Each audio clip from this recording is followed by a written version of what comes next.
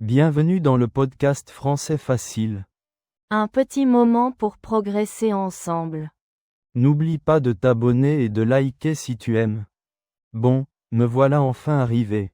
Je suis super content d'être là, mais honnêtement, je suis un peu dépassé. La ville est immense et magnifique, et je ne sais absolument pas par où commencer. J'ai regardé quelques guides en ligne, mais tout a l'air intéressant. Toi qui connais la ville comme ta poche, tu me conseillerais quoi pour mes premiers jours? Je veux voir les choses essentielles, mais aussi des coins un peu plus authentiques si possible. Ah, c'est normal de se sentir un peu perdu au début. Ne t'inquiète pas, on va organiser ça. Pour une première approche, je te dirais de commencer par l'incontournable, le quartier historique. C'est le cœur de la ville, classé au patrimoine mondial de l'UNESCO, et tu comprendras vite pourquoi. C'est un dédale de rues pavées, avec des bâtiments colorés de la Renaissance. Tu peux simplement te promener, lever les yeux et t'imprégner de l'atmosphère. Le quartier historique, d'accord, je note. C'est facile d'accès depuis mon hôtel? Et il y a des choses spécifiques à ne pas manquer dans ce quartier? J'ai entendu parler de passages secrets ou quelque chose comme ça. Oui, tu penses au Traboul. C'est exactement ça. Ce sont des passages qui permettent de traverser les immeubles pour passer d'une rue à une autre. C'est une vraie particularité d'ici. Historiquement, ça servait aux artisans, notamment les canuts qui travaillaient la soie, pour transporter leurs tissus à l'abri de la pluie. C'est fascinant. Le mieux, c'est de pousser les portes cochères qui ne sont pas verrouillées. Faut juste être discret, car ce sont des habitations privées. La plus célèbre est peut-être la Longue Traboule, qui traverse plusieurs cours. C'est un vrai jeu de piste. Génial, j'adore ce genre de choses. C'est exactement le type de découverte que je cherche. Et pour manger dans ce coin, tu as une recommandation? J'aimerais goûter la cuisine locale, évidemment. Absolument. Le quartier historique regorge de bouchons, les restaurants traditionnels. Attention, certains sont des attrapes touristes. Cherche ceux qui ont le label Les Bouchons Lyonnais, c'est un gage de qualité. Tu pourras y manger une quenelle de brochet, un saucisson brioché ou une tarte à la praline. C'est une cuisine très riche et conviviale. C'est vraiment l'occasion de joindre l'utile à l'agréable astérisque. Tu visites un quartier historique et tu te régales avec la gastronomie locale. Attends, joindre l'utile à l'agréable. Je connais un peu l'expression, mais je ne suis pas sûr de l'utiliser correctement. Peux-tu m'expliquer un peu? Bien sûr, c'est une expression qu'on utilise tout le temps. Ça signifie simplement combiner une action nécessaire ou pratique, donc l'utile, avec une activité plaisante, l'agréable. Par exemple, si tu dois aller faire une course en centre-ville et que tu en profites pour retrouver un ami pour un café, tu joins l'utile à l'agréable. Ou un autre exemple, apprendre le français en regardant un bon film en version originale. Tu pratiques la langue, ce qui est utile pour toi, et tu te divertis en même temps. C'est clair? Oui, c'est très clair, merci. C'est une bonne expression à retenir. Donc, le quartier historique pour commencer. Et si je veux voir autre chose, une ambiance différente? Si tu veux changer complètement d'atmosphère, je te conseille de monter sur la colline de la Croix-Rousse. C'est l'ancien quartier des ouvriers de la soie, les fameux canuts. L'ambiance y est très différente, un peu bohème, avec beaucoup de créateurs, des petites boutiques indépendantes et des fresques murales incroyables.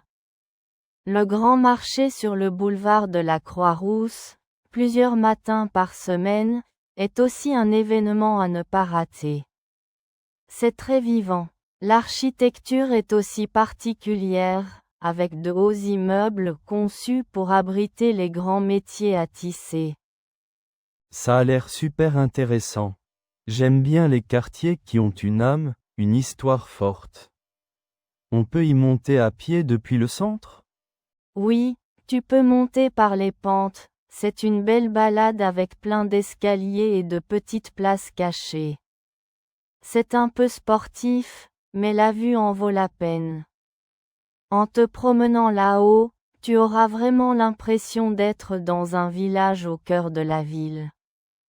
Trouver une atmosphère pareille, avec une identité aussi forte, franchement, astérisque astérisque ça ne court pas les rues astérisque astérisque. Ça ne court pas les rues. Ça, je ne connais pas du tout. Qu'est-ce que ça veut dire? Ah, celle-là aussi est très utile. Quand on dit que quelque chose ne court pas les rues, ça veut dire que c'est rare, peu commun, difficile à trouver. Par exemple, un appartement aussi grand et bien placé pour un loyer raisonnable, ça ne court pas les rues. Ou encore, une personne qui est toujours prête à aider sans rien demander en retour, c'est une qualité qui ne court pas les rues. Tu saisis l'idée? C'est une façon de dire que quelque chose est spécial ou précieux par sa rareté. Je vois, c'est comme dire It's not something you see every day en anglais. Parfait, j'en prends note. Donc, le quartier historique, la Croix-Rousse. Est-ce qu'il y a un musée que tu considères comme absolument immanquable? J'aime bien l'art, mais aussi les musées plus originaux. Alors, si tu aimes l'art, le musée des Beaux-Arts est exceptionnel. Il est dans une ancienne abbaye sur la place des Terreaux, le bâtiment lui-même est magnifique. Mais si tu cherches quelque chose de plus original, je te recommande sans hésiter le musée des Confluences. Il est situé à la pointe de la presqu'île, là où les deux fleuves se rejoignent. L'architecture du bâtiment est ultra moderne, on dirait un vaisseau spatial. Et à l'intérieur, les expositions permanentes racontent l'histoire de l'humanité et des sciences de manière super interactive et passionnante. C'est vraiment un lieu unique. Le musée des Confluences, ça me parle bien. L'idée du mélange entre science, anthropologie et art me plaît beaucoup. Bon, je crois que j'ai un bon programme pour les 3 prochains jours.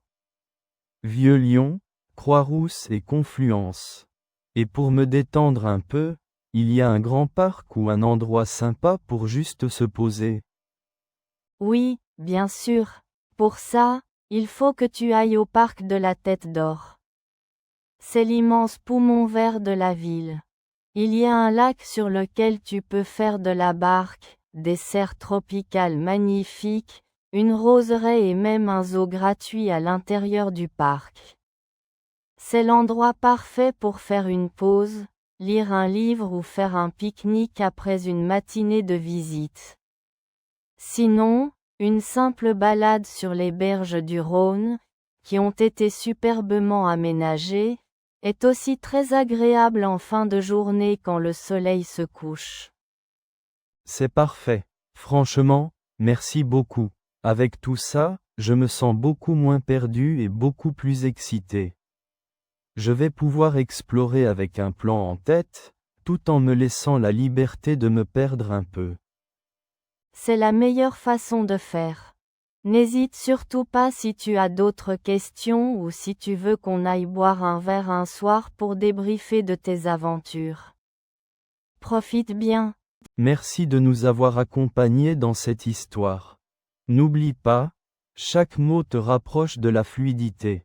Continue d'écouter et d'apprendre, et on se retrouve dans le prochain épisode.